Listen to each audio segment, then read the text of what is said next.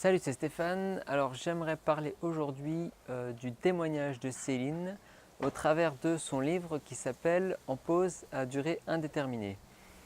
Alors je vous conseillerais de lire ce livre et voici pourquoi.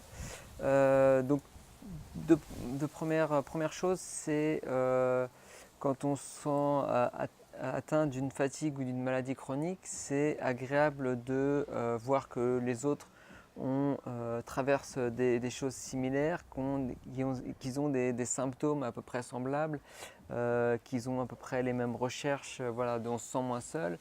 Et puis ça peut donner des idées, ça peut inspirer. Donc je pense déjà que c'est une très bonne chose en général, voilà, de partager son témoignage, son parcours. Et donc si je veux en venir au livre de Céline, euh, donc il est très agréable et il est très facile à lire. Là, je viens de terminer. En plus, c'est un format très court. Euh, donc elle décrit dans son livre tous les symptômes.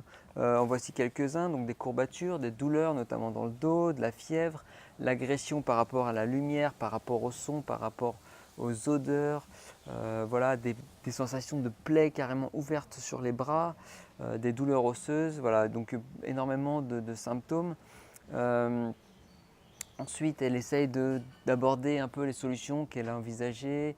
Voilà, j'en cite encore quelques-unes, la cohérence cardiaque, le shiatsu, la sophrologie. Bon, voilà, je vais pas vous dévoiler tout le livre, mais ce qui est à mon sens le plus intéressant, alors dans une première étape, je me suis dit, ah quand même, voilà, elle a séparé un peu à la fin de son livre les conseils pour aller mieux, les conseils santé, parce que voilà, elle a une position très claire.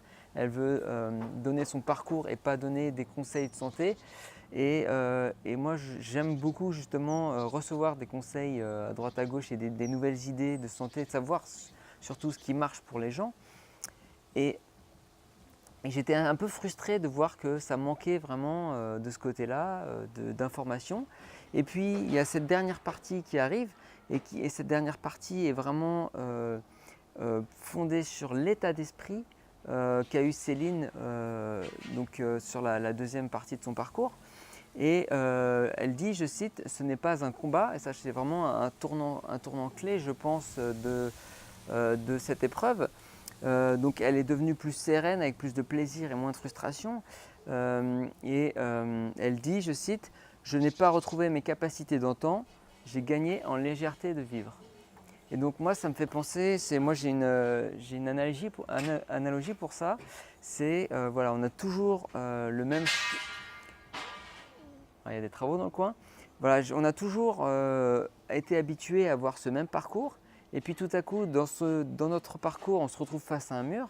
Et puis, on a envie de traverser ce mur, d'escalader par-dessus, de le contourner, voilà, d'aller absolument de l'autre côté du mur parce que c'est le chemin qu'on avait.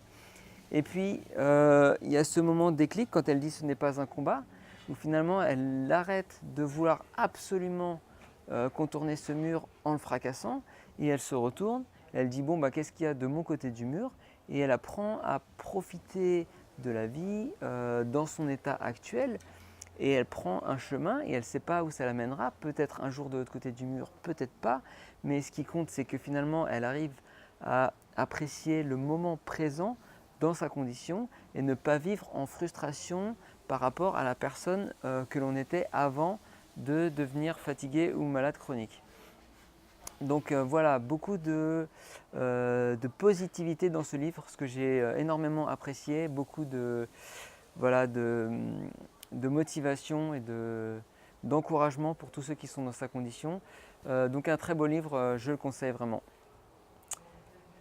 Le lien vers le livre est bien entendu en dessous dans la description. Et passez une bonne soirée. Ciao.